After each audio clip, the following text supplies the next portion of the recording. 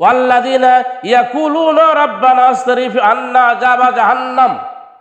আলহামদুলিল্লাহ বলেন। আর যারা দোয়া করে, আল্লাহর নিকটে যারা চায়, যারা দোয়া করে, যারা ইয়াকুলুনা বলে রব্বানা, হে আমাদের রব, ইসরিফ, আমাদেরকে সরিয়ে রাখুন, আমাদেরকে বাঁচিয়ে রাখুন, আমাদেরকে দূরে রাখুন, ইসরিফ আযাবা জাহান্নাম, জাহান্নামের আযাব থেকে। আলহামদুলিল্লাহ বলেন। সবাই কি দোয়া করে নাকি এগুলো বলেন, এখন বলেন। হ্যাঁ, আল্লাহর মনোনীত বান্দার গুণ থাকবে 13টা। কয়টা?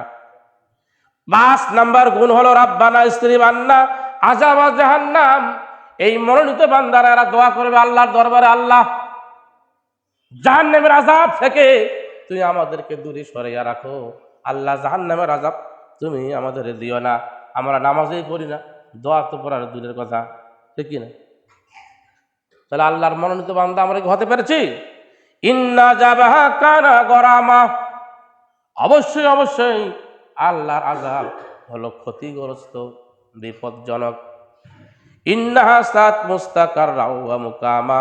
এরপরে বলা হচ্ছে ওয়াল্লাযিনা ইজান ফাকুলি ইউসরিফু ওয়া লাম ইয়াকতারু ওয়া কানা বাইনা যালিকা কাওয়ামা। আলহামদুলিল্লাহ বলেন। খরচ করার সময় যারা ইয়াসরিফ করে না, তাসরিফ করে না, অপচয় যারা করে না, হিসাব করে করে যারা খরচ করে, আবার কৃপণতাও করে না, ওয়ালাম ইয়াকতুরুনা, এবং কৃপণতাও করে না, এমন ব্যক্তিরা হলো বিনয়ী, আল্লাহর মনোনীত বান্দা। আলহামদুলিল্লাহ বলেন। অনেকেই আমরা খরচ করি, তাফসীরের মধ্যে এখানে অনেক কথা বলা হচ্ছে। এই শব্দের মধ্যে আমরা খরচ করি বাহাদুরি খরচ, মানুষ দেখানো খরচ করি কি করি না? বাহাদুরি কিছু খরচ আছে। হ্যাঁ, 23,000 টাকা দিয়ে একটা বেটা ছোট সাইকেল কিনিয়ে দিছে, বাড়ির পাশের মানুষ না খায়া আছে। কথা বলা, ছোট্ট একটা সাইকেল 40-4200 টাকা দিয়ে কেনা যায়, 4,000 5,500 টাকা দিয়ে একটা সুন্দর সাইকেল পাওয়া যায়। তা না করি 22-23,000 টাকা দিয়ে একটা সাইকেল নিয়ে চলে বেটার টানে, আর বাড়ির আশেপাশে মানুষ না খায়া আছে। আসে না নাই এরকম? সেই দিকে তার নজর নাই। এই জন্য বলতেছে লাম ইউসরিফু, এরা যখন খরচ করে তখন এরা অপচয় করে না। বিনয়ী ব্যক্তি কোনোদিন অপচয় করে না। আল্লাহর মনোনীত বান্দা যারা হবে এরা কোনোদিন অপচয় করে না। অপচয়, আত্মীয় স্বজন আছে, এত বাজার খরচ যেটা প্রয়োজন নাই সেগুলো মেহমানকে দেখানোর জন্য অপচয়। এখানে অপচয়ের দ্বিতীয় ধাপ বলা হয়েছে যে দান সদকা করে মানুষ দেখানো, এটাও হলো অপচয়। এটা কি? যারা মানুষ দেখানো দান সদকা করে, এটা হলো অপচয়। ইমাম সাহেব অথবা মাহফিলের বক্তা বলেছেন সলিমউদ্দিন দিয়েছে 5,000, পার্শ্বে বসে আছে কলিমউদ্দিন, চিন্তা করে পর থাকি আমার জমিন 5 বিঘা বেশি আছে, দিবার পারুক না পারু, ছাপিয়া কয় যে আমরা দিব 8,000। যদি আল্লাহর উদ্দেশ্য হয় ঠিক আছে, আর যদি মানুষ দেখানো হয়, এখানে বলা হচ্ছে ইউসরিফ, এটাও কি ক্ষতিগ্রস্ত, আমল তো কবুল হবেই না, বরং এটা হলো অপচয়। এটা কি? এটা হলো অপচয়। অপচয় করা যাবে না। খরচ যারা করবে, খরচ করার সময় যারা অপচয় করবে না, আর যারা বখলিতিও করবে না, ওয়া কানা বাইনা যালিকা কাওয়ামা, মধ্যপন্থা যারা অবলম্বন করবে, স্বাভাবিক অবস্থায় যারা থাকবে, এরা হলো বিনয়ী, এরা হলো আল্লাহর মনোনীত বান্দা। আলহামদুলিল্লাহ বলেন। আল্লাহর মনোনীত বান্দার এটা হলো 6 নাম্বার গুণ। 7 নাম্বার গুণ হলো ওয়াল্লাযিনা ইয়াদউনা মা ইলাহান আখার। আলহামদুলিল্লাহ বলেন। এরা যখন কোনো জিনিস চায় একমাত্র আল্লাহর কাছেই চায়, কারো কাছে চায় না। চাইতে হবে কার কাছ থেকে? জুতাও যদি আপনার ছিঁড়িয়া যায়, জুতা ছিঁড়ে গেল পথ চলতে চলতে, এখানে মুসির শরণাপন্ন হওয়ার আগে শরণাপন্ন হতে হবে আল্লাহর। কার? যা আল্লাহ তুমি একটা মুসির ব্যবস্থা করে দাও। আলহামদুলিল্লাহ বলেন।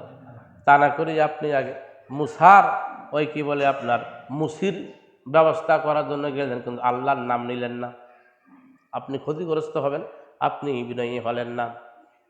হযরত জাকারিয়া আলাইহিস সালামকে যখন বেঈমানেরা হত্যা করার জন্য অস্ত্র নিয়ে পিছনে পিছনে ছুটছিল, জাকারিয়া আলাইহিস সালাম একটা গাছের পার্শ্বে দাঁড়াইয়া তিনি বলেছিলেন, গাছ রে তুমি আমাকে রক্ষা করো। গাছটা সঙ্গে সঙ্গে ফাঁক হয়ে গেল, দুটি ফাঁক হয়ে গেল। জাকারিয়া আলাইহিস সালাম গাছের ভিতরে প্রবেশ করলেন। কড়া চিরতে চিরতে যখন মাথা পর্যন্ত চলে আসলো, জাকারিয়া বলতেছে, আল্লাহ তোমার নবী, কড়া দিয়ে চিরা যাবে, তুমি কি দেখো না?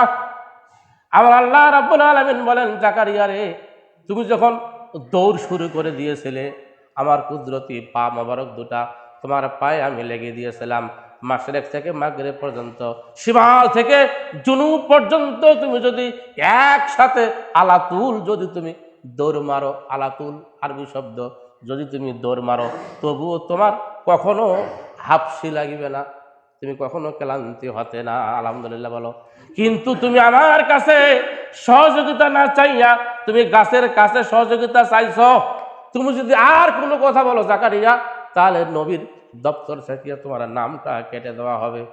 তাহলে চাইতে হবে কার কাছে? জাকারিয়ার একটা ভুলের কারণে শয়তানের করাত দিয়ে তাকে দ্বিখণ্ডিত হতে হয়েছে। যদি আল্লাহর সহযোগিতা চাইতো তাহলে জাকারিয়া গোটা দুনিয়া দৌড় মারতো, কখনো ক্লান্তি হতো না। কাফের বেঈমান মুশরিক ক্লান্তি হয়ে পড়ে যাইতো, ঠিক কিনা? এই জন্য চাইতে হবে কার কাছ থেকে? আল্লাহর মনোনীত বান্দাদের যতগুলো গুণ আছে এদের গুণ হলো আল্লাযিনা লা ইয়াদউনা মাআল্লাহি ইলাহান আখার, আল্লাহ ছাড়া আর কারো কাছে যাবে না। সন্তান নাই, চাইবেন কার কাছে? কথা বল। টাকা নাই, পয়সা নাই, সম্পদ নাই, চাইবেন কার কাছে? আল্লাহর কাছে। আমাদের দেওয়ার মালিককে, যার কাছে চাবেন, যার মারফতে হোক না কেন, আগে চাইতে হবে আল্লাহর কাছে। আল্লাহর কাছে যারা চায় এরা হলো বিনয়ী, আল্লাহর মনোনীত বান্দাদের মধ্যে হলো একজন। আর আল্লাহর যে সমস্ত ভালোবাসার মনোনীত বান্দা আছে তার এটা হলো আরেকটা গুণ। আলহামদুলিল্লাহ বলেন। আল্লাহ সুবহানাহু ওয়া তাআলা আমাদের সকলকে তৌফিক দান করুক, আল্লাহর মনোনীত বান্দা হবার, মনোনীত বান্দা হওয়ার তৌফিক দান করে আমার সকলে বলে আমিন। সবাই যেন আমরা মুত্তাকি হতে পারি, আল্লাহ পাক আমাদের এগুলো মঞ্জুর করুক। আমরা সকলে বলে আমিন। আসসালামু আলাইকুম ওয়া রাহমাতুল্লাহি ওয়া বারাকাতুহু।